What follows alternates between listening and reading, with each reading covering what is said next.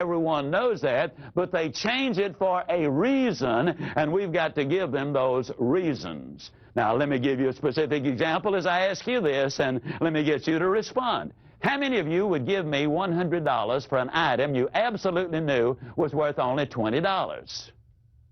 That's foolish, isn't it? All right? Now, understand the sale is made in the mind of the prospect. When they're saying no, in most cases what they're saying is, based on what you've told me thus far, I'm not going to give you my big stack of money for the little value you offer me in the product. Now, you give me more value, and I'll separate myself from my money. And so every time you use a new clothes or new information, you build value and value and value and value. And only when the value gets above the price do you have a legitimate prospect. That's where you start closing the sale.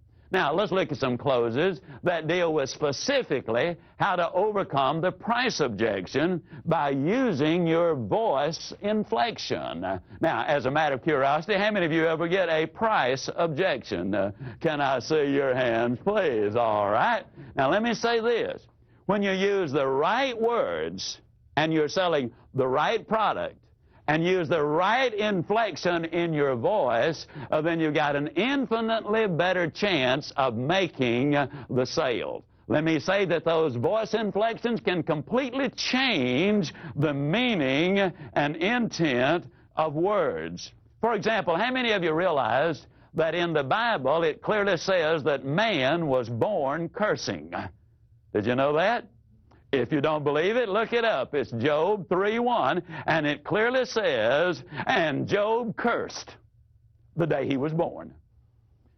Now, the only thing is that little comma is not in there. When you took the comma and put it in, that completely changed the meaning. For example, let's take something like, I did not say he stole her money.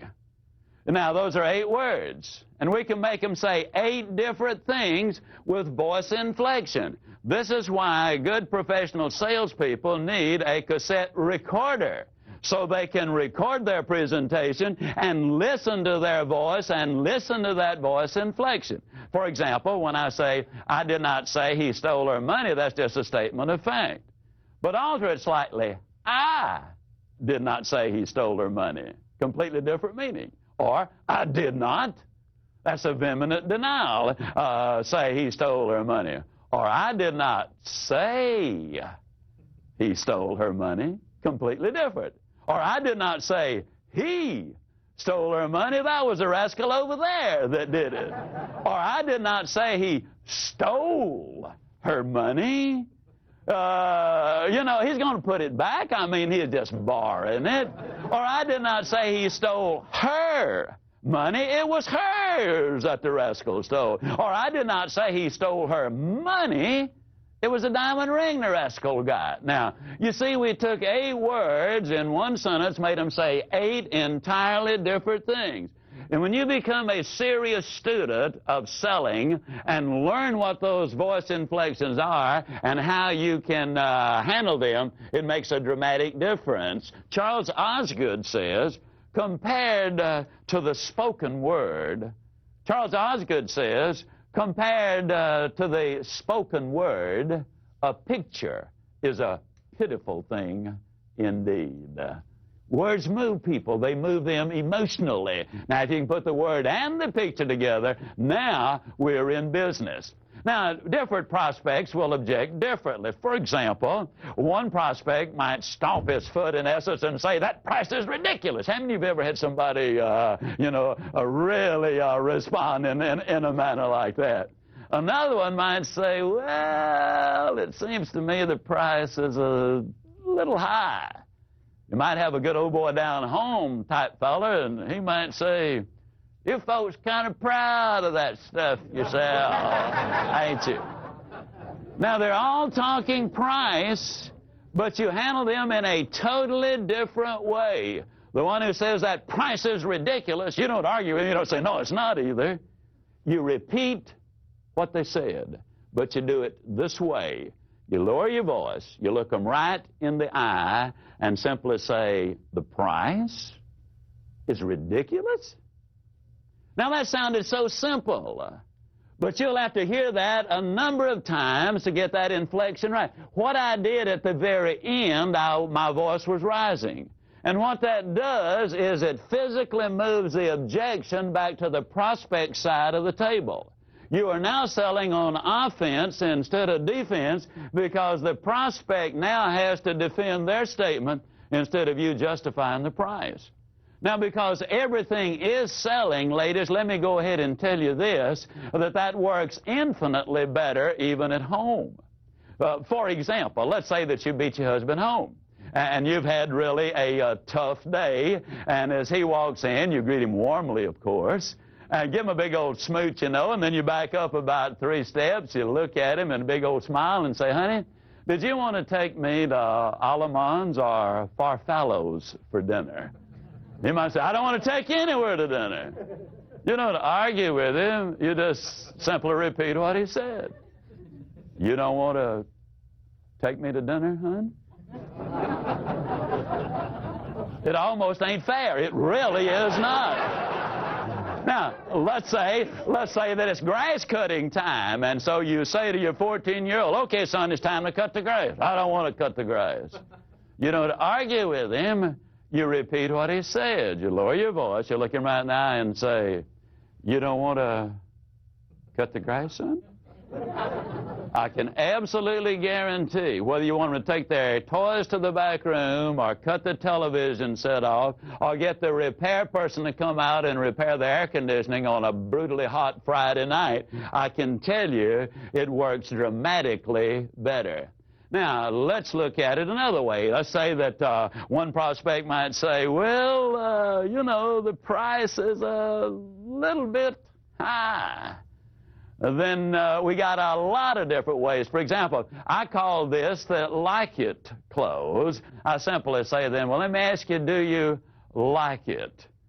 And most things say, yeah, well, I like it. Well, Mr. Prospect, don't you believe that it's difficult to pay too much for something you really like?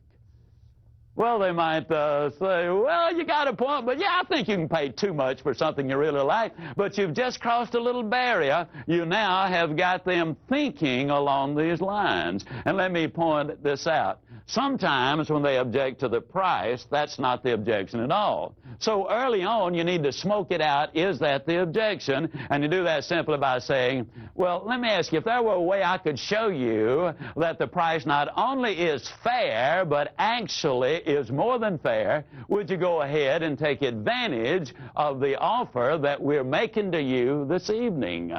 Now, or this morning, or whatever. What you're really doing is trying to smoke out the advantage. You're trying to smoke out whether or not the price really is the objection they're raising.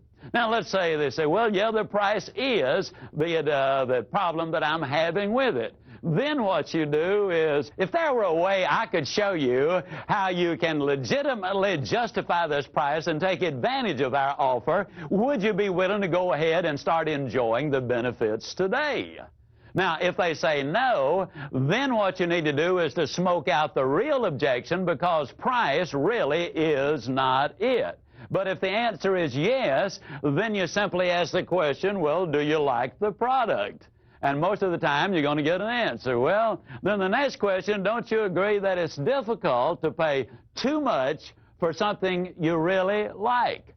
Now, a lot of times that forces them to start that thought process, and you've just taken one step towards closing that sale. Then if they say yes, then you say, well, it's okay to do something nice for yourself. Now, if the answer is no, then you move into what we call the fear of loss close. And you do that with simply making this statement. Wouldn't you agree that it's better to invest a little more than you had planned instead of less than you should? Now, here's the reason I ask you that question. If you invest a little more than you had planned, you're talking peanuts. If you invest less than you should, and the service or product you buy won't do the job you need it to do, then you literally have lost everything. Now, if the prospect says the price is still too high, then you move to what we call the how much too much clothes. For example, for 15 years, I was in direct sales. I sold heavy-duty stainless steel cookware, and it carried a premium price for a very justifiable reason. And a lot of times the prospect would say, well, yeah, your product is too much. And I'd say, well, give me a figure. How much too much? And they'd say, well, $200 too much. Now, I would always write the $200 down. And then let me give you this little bit of data. I had a policeman take his .45 and shoot my little 8-inch frying pan from a distance of 12 feet, and had a documented statement notarized saying that he had done that, and you could just barely see the dent in that little pan. And so I had shown that to the prospects in the process of the demonstration, and I said, let me ask you, you say $200 too much. How long do you think this set of cookware is going to last you? And invariably they say, well, I think it'll last forever. Then I would say, it certainly would last you at least 20 years, wouldn't it? And invariably they say, yeah, I don't think you'd have any trouble with that. Well, if you invest $200 too much over a 20-year stretch, what that amounts to is about $10 a year.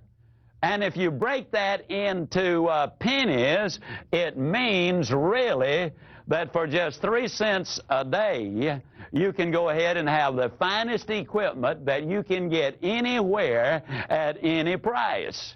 Now, if the prospect still objects or still says, well, it's too high, then I would ask him this. I would say, now, let me ask you this question.